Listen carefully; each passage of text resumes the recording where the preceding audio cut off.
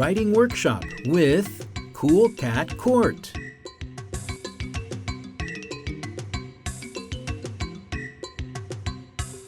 Narrative writers can use sources to create powerful stories with action, description, and dialogue. You have decided to write a story about finding a lost pet.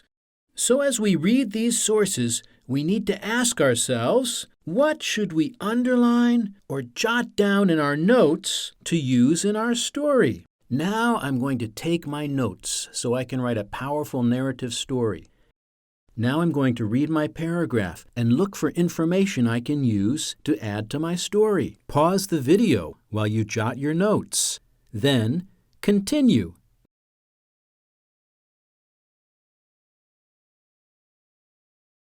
Now let's look at source number 2. Let's start by looking together at this first paragraph. What are some details we can underline? Read the paragraph and then point to some details that you want me to highlight. How about this? I wrote pointy ears, sharp teeth, big size. How about this? People begin shaking. Is there anything in the last sentence you want me to highlight?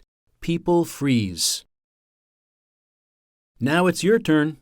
Read the next 2 paragraphs and stop and jot down notes along the way. Pause the video while you jot your notes. Then continue to see what I wrote down. If you don't have your own notes, pause the video now and copy these notes on your paper. Then continue. Point to your learning target. Writers can plan a narrative by figuring out the climax of their story. You will be successful if you figure out the climax of your narrative and make a quick sketch of it. Let's get ready by making a story planner. Take a piece of paper and divide it into 4 sections: beginning, middle, climax, and end. For this lesson, we are going to focus on the climax, because narrative stories build up to a climax, the most exciting, intense part of the story, where the problem is solved. It's like a mountain. You climb up and up and up until you reach the summit. A story builds up and up in intensity until it reaches the climax. Let's review your assignment. You have decided to write a story about finding a lost pet. Now let's review our notes from the sources. And now let's brainstorm. Hey, look at these notes here. What if a dog was on a rope? Or what if our neighbor had a dog on a rope and the rope broke? And what if the dog rushed up and put its paws on my shoulders? No. What if the dog put its paws on my wife's shoulders, since she is afraid of dogs? And what if the dog was actually shaking in fear? I think I have figured out a climax for my story. I think the climax of my story will take place in my front yard when my neighbor walks up with a dog on a rope. Now I'll draw a quick sketch on my story planner. This is my neighbor Jose. This is the dog breaking free of the rope. This is my wife Abby. This is the dog putting its paws on her shoulders and shaking in fear. That sounds like a great climax. Now, what about your story? The climax of my story takes place in my front yard, when my neighbor walks up with a dog on a rope. But you might have a different idea when you look at the sources. You can brainstorm a list of ideas and then choose the one you like the best. Here's our first idea. You could find a pet when it runs up to you in your yard. Do you want to use the same climax I used? Or do you have another idea to add to the list? Maybe you could find a pet under the Christmas tree. Your parents surprise you with a pet as a Christmas present. Let's add it to our brainstorm list. You could find a pet at an animal shelter. Choose the idea you like best. Then, draw a sketch on your story planner, just like I did. Just a quick sketch. Stick figures are best. This is my sketch. If you have a different idea, you may sketch it now. Otherwise, you need to copy my sketch. Pause the video while you sketch, and then continue. Writing workshop with Cool Cat Court. Remember the Sneetches?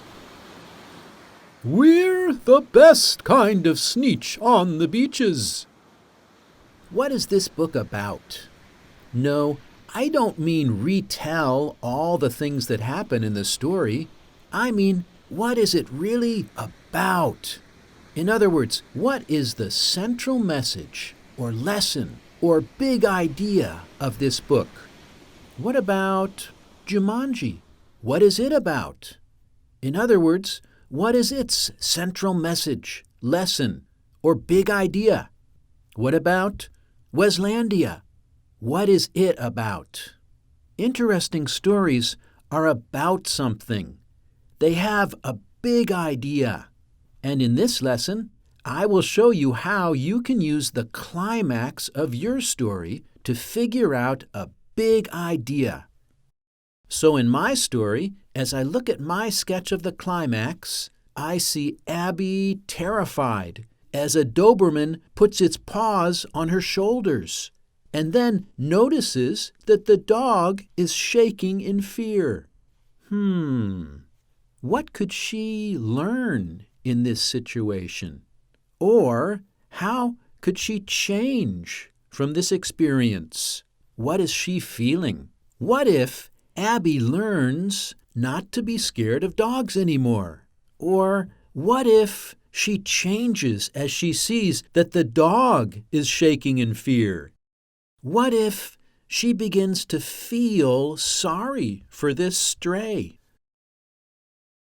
So the small idea for my story is Abby learns not to be scared of dogs. A small idea is a great start, but it is stuck in the story. It only applies to Abby at the climax of this story. A big idea applies to lots of people, everywhere, in lots of situations. Let me show you how we can take this small idea and turn it into a big idea. How about changing Abby to people? People can learn not to be scared of dogs. Let's make it bigger. Instead of limiting the idea to dogs, let's change it to animals. People can learn not to be afraid of animals. But we can make it even bigger, can't we? People can learn not to be afraid of animals or new things. Or even bigger, people can learn not to be afraid of things. That sounds like a big idea. I could say it this way: you can overcome your fears. Do you see how it works? You can overcome your fears is an idea that doesn't just apply to Abby and a dog. It's an idea that applies to lots of people, everywhere, in many different situations. So, even if someone is not afraid of dogs, they could still take away an important big idea from this story. Here is a list of some big ideas that my students have used over the years. You can overcome your fears. You can make friends no matter what your backgrounds. You can always learn something new if you don't give up. If you try to get revenge, you might be sorry. Revenge is sweet. Never give up. The joy of family. The joy of friendship. Sacrifice yourself for others. Amazement at the beauty of the world. Life is amazing. The world is amazing. The simple pleasures are the best. Money doesn't make you happy. The circle of life. The evils of racism. Don't judge others.